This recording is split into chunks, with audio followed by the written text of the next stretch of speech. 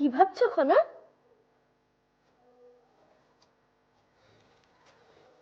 কি হলো খনা? কি ভাবছো, আমাদের বলবে না? বাবা, তোমার সাথে কিছু কথা বলার আছে আমার। বলো। আজ আশ্রমে গিয়ে আমার খুব ভালো লেগেছে। আমি কি নিয়মিত আশ্রমে যেতে পারি না?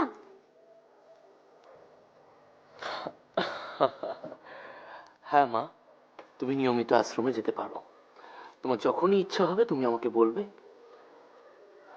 কোনো সমস্যা না থাকলে আমরা নিশ্চয়ই তোমাকে সেখানে পাঠাবো। না বাবা, সেরকম নয়। আমি আশ্রমে নিয়মিত যেতে চাই। মানে, শিক্ষা তো একটা গুরুত্বপূর্ণ বিষয়। আমি যদি আশ্রমে গিয়ে বিভিন্ন জিনিস শিখি, তাহলে অসুবিধা কোথায়? ঠিক আছে খনা, এই বিষয়ে আমরা না হয় পরে আলোচনা করব। এখন এসব আলোচনা বন্ধ করো।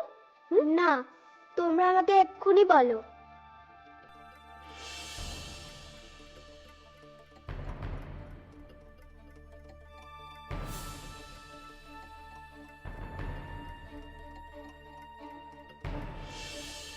বাহ, চমৎকার! এতটুকু একটা কন্যা, সে ভাগ্যলক্ষ্মী হয়েছে বলে তার সমস্ত অন্যায় আবদার কিরকম গুরুত্ব সহকারে শোনা হচ্ছে। অপূর্ব। দিদি, আপনি কখন এলেন? আমি তো দেখিনি। সেটাই স্বাভাবিক উপদেশ। আজকাল দেখছি তোমার মাত্রা জ্ঞান লোপ পেয়েছে। শোনো, ক্ষমতা থাকা ভালো, কিন্তু ক্ষমতার অপব্যবহার সেটা বোধহয় ঠিক নয়। দিদি, আপনি ওভাবে বলছেন কেন? আপনি বলুন, আমাদের দ্বারা যদি কোনো অপরাধ হয়ে থাকে। খনা নেহাতি শিশু, সে অবোধ, কিন্তু তোমরা দুজন তো তা নও। নারী শিক্ষার ব্যাপারে যে বিধিনিষেধ আছে তা বহুকাল ধরে চলে আসছে, আর তোমাদের জানা উচিত বহুকাল ধরে যদি কোনো নিয়ম চলে আসে তার পেছনে নিশ্চয়ই কোনো কারণ থাকে। তা হয়তো থাকে, কিন্তু খনাকে যদি আমরা তুমি চুপ করো ঐশিকা।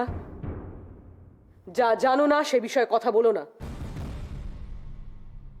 উপতিষ্য যদি খনার শিক্ষার ব্যবস্থা করে, তাহলে প্রত্যেকে উপতিষ্যকে দোষারোপ করবে। আমি চাই না আমার ভাইটা কোনো বিপদে পড়ুক, সেই কারণেই এতগুলো কথা আমি বললাম। তাহলে দিদি, আপনি বলুন, আমাদের এখন কি করণীয়? তোমার বড় দিদি হিসেবে আমি এতটুকুই বলতে পারি উপতিষ্য, খনার শিক্ষার ব্যাপারে আমি অন্তত কোনো রকম অনুমতি দিচ্ছি না।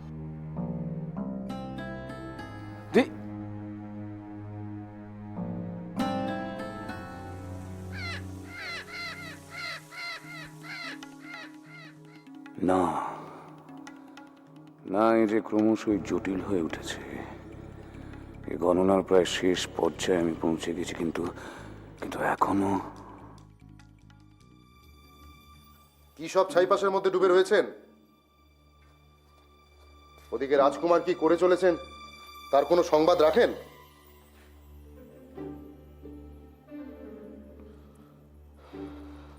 না, আপনাকেও কিচ্ছু বলার নেই। খালি গণনাই করে চলেছেন, অথচ কোনো ভবিষ্যৎবাণী নেই। তাহলে এইসব গণনার লাভটা কি? মন্ত্রী মশাই, আমি অত্যন্ত গুরুত্বপূর্ণ একটি কাজ করছি। শান্তি বজায় রাখুন, আমার অসুবিধা হচ্ছে। ও, আপনি তো এখন রাজ জ্যোতিষী। আপনার সঙ্গে দেখা করবার জন্য আমাকেও বোধহয় এখন বিশেষ অনুমতি নিতে হবে, তাই না? আমি কি সেই কথা একবারও বলেছি? আমি শুধু বলেছি যে একটি অত্যন্ত এখন আপনার গুরুত্বপূর্ণ বিষয়। একটা কথা হয়তো আপনি ভুলে যাচ্ছেন। আপনাকে যখন এখানে কেউ চিনত না, তখন আমি নিজে আপনাকে এই স্থানে বসিয়েছি। আপনাকেও একটা কথা শেষবারের জন্য স্পষ্ট করে বলে দিতে চাই, যে বা যারা আমাকে আগে বিশ্বাস করেছেন তাদের সঙ্গে বিশ্বাসঘাতকতা আমি করব না। আর এখন যে বিষয়টা নিয়ে আমি চর্চা করছি তাতে আপনার, রাজকুমারীর, আমার, সবার মঙ্গলের জন্য। শান্তি বিঘ্নিত করবেন না, একটু সময় দিন।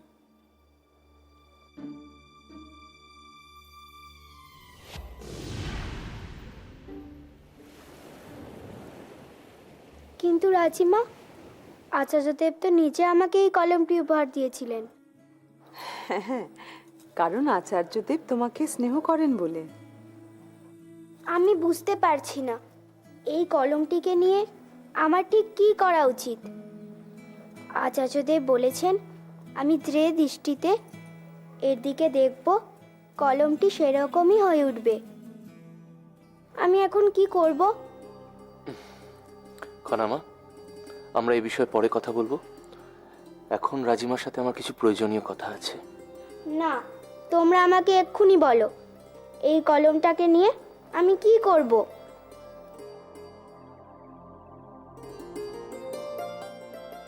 উপদেশক, সিংহলের পুনর্গঠনের জন্য কোনো সিদ্ধান্ত নিয়েছো তুমি? হ্যাঁ রাজিমা, আমি এই প্রসঙ্গেই আপনার সাথে কিছু কথা বলতে চাইছিলাম। এই বিষয়ে বেশ কিছু সিদ্ধান্ত নিতে হবে।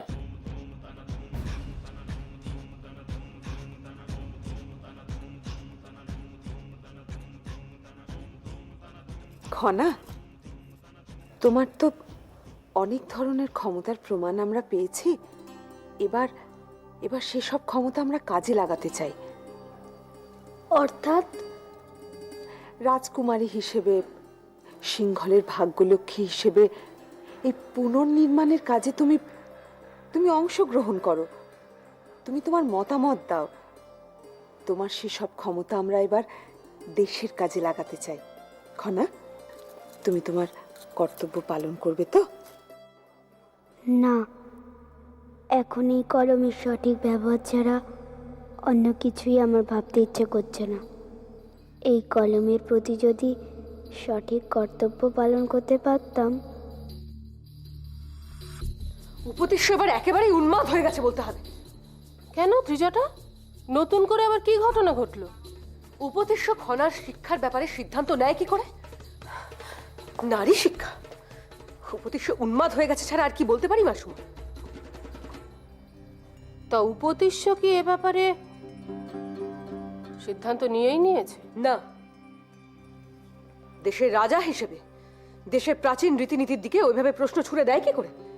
এইরকম মেধা আর বুদ্ধি নিয়ে ও নাকি দেশের রাজা। তা তুমি এ ব্যাপারে কি বললে? আমি আমি একেবারে স্পষ্ট ওকে জানিয়ে দিয়েছি যে এ ব্যাপারে আমার মত নেই। তোমার কথা শুনে উপদেশ্য কি বললো? কি আবার বলবে? ওর বলার মতো কোনো মুখ আছে নাকি? একটা কথা কি তোমার মাথায় এসছে ত্রিজটা? কি? উপদেশ্য এই সিদ্ধান্তটা নিল আচার্যদেবের আশ্রম থেকে ফিরে আসার পর। তার মানে আচার্যদেবী খনার শিক্ষার ব্যাপারে কোনো ইঙ্গিত দিয়েছেন। এটা তো ভেবে দেখিনি। তাহলে কি হবে মাসুমা? এখন আর যাই হোক ওদের জয়লাভ করতে দেব না, যেভাবেই হোক। কি ভাবছেন আপনি? চিন্তা করো না ত্রিজটা, আগামীকাল সকালের মধ্যেই তুমি অত্যন্ত আনন্দদায়ক সংবাদ পাবে।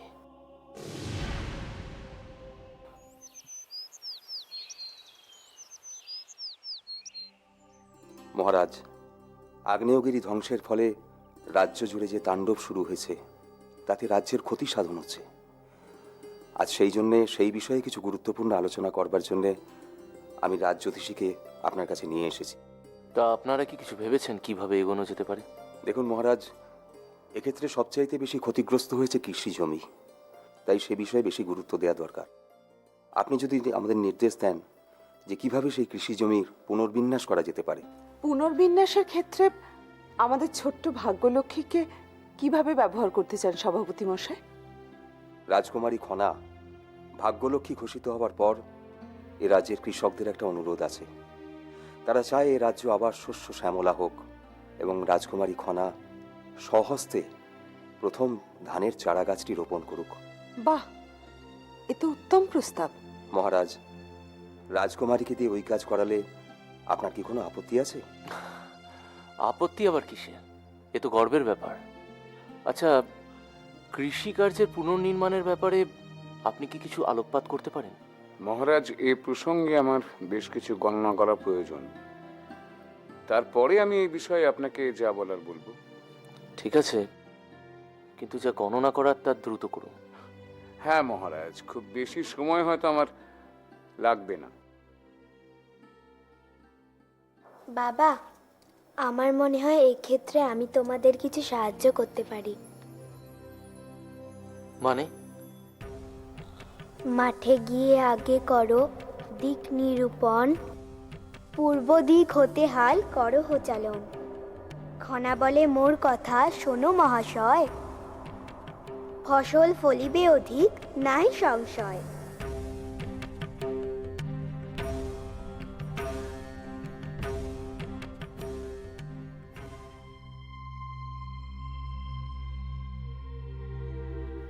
এ কথা তুমি কি করে বললে? তুমি তো গণনা না, এ তো অসম্ভব। তুমি নিজে জানো নিজে কি বলছো? কেন জানবো না? আমি বলতে চাইছি, চাষের কাজ শুরু করবার আগে যদি পূর্ব দিক নির্ণয় করে সেদিক থেকে হাল চালানো শুরু করা যায়, তাহলে অধিক ফসল ফলবেই। কিন্তু এ তো অসম্ভব। তুমি ওইটুকু একটি মেয়ে, তুমি এ কথা কি করে বললে? কৃষকদের কথা, চাষাবাদের কথা নিয়ে তো আমার বাবা সবসময় চিন্তিত থাকেন। তার কাছ থেকে আমার কিছু ধারণা তৈরি হয়েছিল। আর আমি তো সবসময় চাই কৃষকদের মঙ্গল হোক। আর আমি নিশ্চিতভাবে বলছি, আমি যা বলেছি তাতে অধিক ফসল ফলবেই।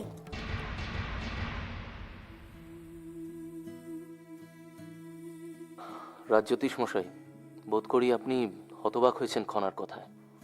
মহারাজ, বলতে বাধা নেই রাজকুমারী খনা কিভাবে এই সমাধান সূত্র বার করলো। আসলে আমি প্রকৃতিকে খুব ভালোবাসি, তাই প্রকৃতি আমার সময় মতো বলে দেয় কখন কি প্রয়োজন। আপনার কি আমাদের ছোট্ট ভাগ্যলক্ষ্মীর সমাধান সূত্র নিয়ে মনে কোনো সংশয় আছে? না না, সে কি কথা, আমি তো হতবাক হয়ে যাচ্ছি। তাই আপনার সভাপতি মশাই, আপনার মনে কি কোনো সংশয় আছে? আচার্যদেব নিজে যেখানে ভাগ্যলক্ষ্মী ঘোষণা করেছেন, সেক্ষেত্রে সংশয় প্রকাশ করা তো অন্যায়। মহারাজ, এবার আমি আসি, আমার কিছু বিশেষ গণনার কাজ আছে।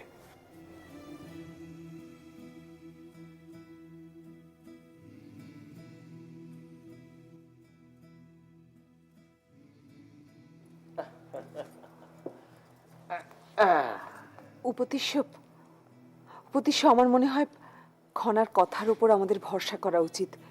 তাতেই সিংহলের মঙ্গল হবে।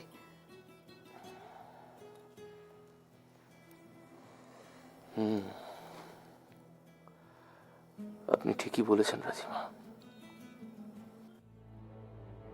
কি সৌভাগ্য, কি সৌভাগ্য! আপনার দর্শন পেলাম। আপনি এখন রাজজ্যোতিষী বলে কথা। রাজা মন্ত্রীদের সাথে আপনার ওঠা বসা। আমাদের মতো সামান্য মানুষের কথা আপনার কি মনে থাকে, তাই না? মাসুমা, আপনি যেটা ভাবছেন সেটা ঠিক নয়, বরং তার উল্টোটা। আমি ছটফট করছিলাম আপনাদের সঙ্গে দেখা করে কথা বলার জন্য। তাই? তা কি কথা বলতেন? আপনার রাজজ্যোতিষ হওয়ার কথা, না খনার ভাগ্যলক্ষ্মী হওয়ার কথা? মাসুমা, রাজসভায় যেটা ঘটেছে সেই ঘটনাটা এত দ্রুত ঘটেছে যে আমার পক্ষে আজ করা সম্ভব ছিল না। তাহলে আপনি কিসের রাজজ্যোতিষ হলেন, যদি এটুকু নির্ণয় করতে না পারেন গণনা করে? যে বিষয় নিয়ে আমি গণনা করিনি সেই বিষয় নিয়ে ভবিষ্যৎবাণী করা আমার পক্ষে সম্ভব ছিল না। আর বুঝতে পারছি যে আপনি আর রাজৌদি হয়তো আমার উপর আর। ও, তাহলে এই মুহূর্তে আপনার এটাই সমস্যা। আপনাকে হয়তো আমরা আর বিশ্বাস করব না। তবে আপনার কথাটা ঠিক, ত্রিজটা কিন্তু আপনাকে আর বিশ্বাস করবে না। আর আপনি? আপনি তো জানেন আমার আর ত্রিজটার চিন্তা ভাবনার কত তফাৎ। আমি কিন্তু ত্রিজটার মতো ওইরকম আবেগে ভাসি না। সে কথা জানি। তার জন্যই তো আপনার সঙ্গে আমার আগে কথা বলার দরকার ছিল। সে না হয় হলো, কিন্তু বলুন তো এই প্রাসাদে আর কি কি ঘটতে চলেছে? আপনি কি নতুন করে কারুর জন্মকুণ্ডলী বিচার করলেন, নাকি সিংহলের মঙ্গলের জন্য? সিংহলের মঙ্গলের জন্য আমায় কিছুই করতে হবে না মাসুমা। যা করবে ছোট্ট ভাগ্যলক্ষ্মী করবে। অর্থাৎ? অর্থাৎ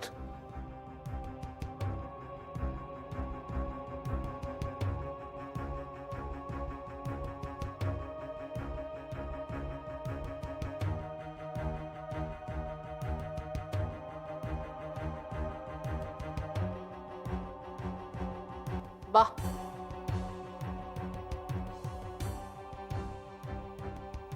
বেশ মজার তো। তা জ্যোতিষবীর? ওহো, ভুল হয়ে গেছে, রাজ জ্যোতিষ মশাই। আমি বলতে চাইছিলাম মাসুমা, আমি এমন কোনো মহান ব্যক্তিত্ব নই যে আমাকে অত লৌকিকতা করে কথা বলতে হবে। যাক, বলে ভালোই করলেন। আমি বলছিলাম, আপনার কি কোনো ধারণা আছে খনা কিভাবে এসব কথা বলছে? কারণ খনা ভাগ্যলক্ষ্মী বলে। ব্যঙ্গ করবেন না। ব্যঙ্গ করছি না মাসুমা। যে বিষয়ে আমি জানি না সেসব বিষয়ে ওই একটু ছোট্ট রাজকুমারী কত সহজে সদুপায় বার করছে, সেটাই তো বিস্ময়। আপনার কি মনে হয় খনা এ বিষয়ে গোপনে কারুর কাছ থেকে শিক্ষা লাভ করছে? রাজকুমারীর জন্মকুণ্ডলী আমি দেখিনি, সে বিষয়ে আমি কিছু বলতেও পারবো না। আপনি এ বিষয়টা গণনা করে বলতে পারলে ভালো হতো। সুযোগ পেলে দেখব। এখন চলি। প্রণাম। খনা নিজে থেকেই শিক্ষা গ্রহণে উৎসাহী ছিল। নিশ্চয়ই কেউ একে এ ব্যাপারে সাহায্য করছে। আর জ্যোতিষবীরকেও ধন্যবাদ এই সংবাদটি জানানোর জন্য। খনা মা, অনেক হয়েছে, এবার নিজের জালে নিজে কিভাবে জড়াও তা দেখবে। একি মিহির, তুমি এখানে আশ্রমে যাওনি? না, আজ পূর্ণগ্রাস চন্দ্রগ্রহণ তো, তাই আচার্যদেব বলেছেন সেই সময়টি যেতে। হয়তো বিশেষ কিছু শেখাবেন। আচ্ছা মিহির, তুমি আচার্যদেবকে বলবে ওই বিষয়টা আমিও শিখতে চাই। উনি যদি অনুমতি দেন তাহলে আমি আজ। সে কি কথা? তুমি জানো না মেয়েদের গ্রহণ দেখতে নেই? আর কি আছে বলো তো মেয়েদের যা যা করতে নেই? আমাদের সমাজে এরকম অনেক কাজই বিভক্ত আছে। অনেক কাজই আছে যা শুধু পুরুষ মানুষেরা করে, আবার অনেক কাজই আছে যা শুধু নারীরাই করে। আমি যদি সবকিছু শিখতে চাই তাহলে অপরাধটা কোথায়?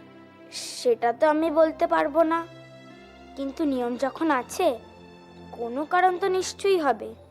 আর এইভাবেই তো আমাদের সমাজটা চলছে। যে নিয়মই থাকুক না কেন, আজ রাতে আমি ওই গ্রহণ দেখবই। দেখা যাক আমার কি ক্ষতি হয়।